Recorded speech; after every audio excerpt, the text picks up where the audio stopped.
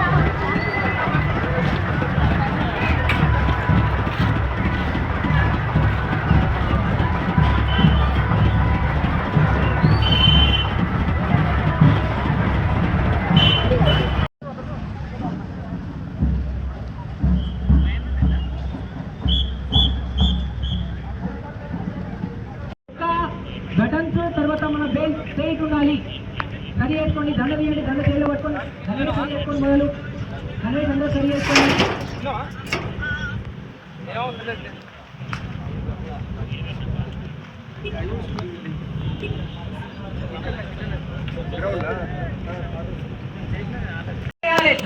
తల కిందకి వేస్తాం. దీనిలో తల పైకి లేపడము, చేయి వెనక తీసుకురావడము. బ్యాక్.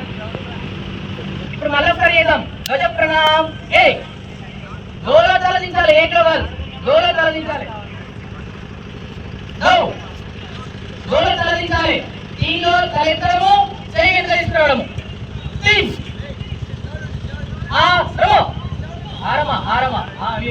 ఇవి గుర్తుంచుకోవాలి, కామన్ ఇవి. స్వాతంత్రం వచ్చినప్పటి నుంచి కూడా చూసుకున్నట్టయితే భారతదేశము ప్రపంచంలో ఒక వెనుకబడిన దేశంగా గుర్తించారు. ప్రపంచం మనల్ని ఈ రోజు ఏవైతే అగ్రరాజ్యాలు అని అంటున్నామో ఆ తరఫున మన భారతదేశాన్ని లెక్క కట్టలేదు. కానీ నెమ్మదిగా ఈ రోజు కనుక మనం చూసినట్లయితే సంఘము ఒకవైపు, సంఘ ప్రేరణ పొందినటువంటి స్వయం సేవకులు,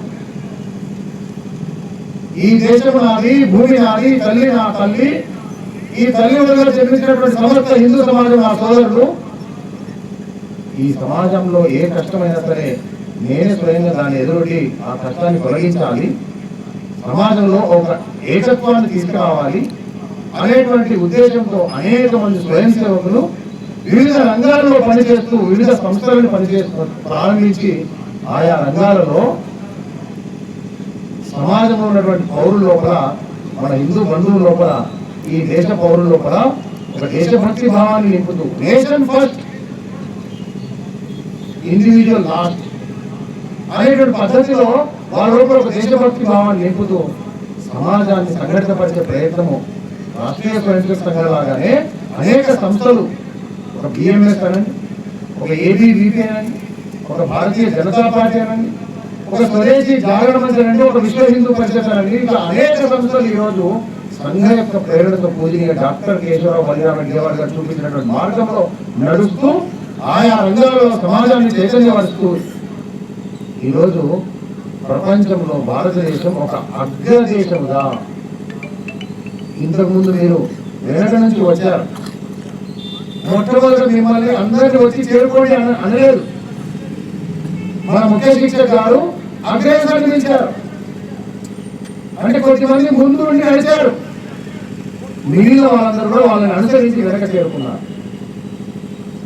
అంటే ముందు ఉన్నటువంటి అగ్రేసరు ఏ విధంగా అయితే చేస్తున్నారో అతన్ని చూసి మనం అందరం చేశాం.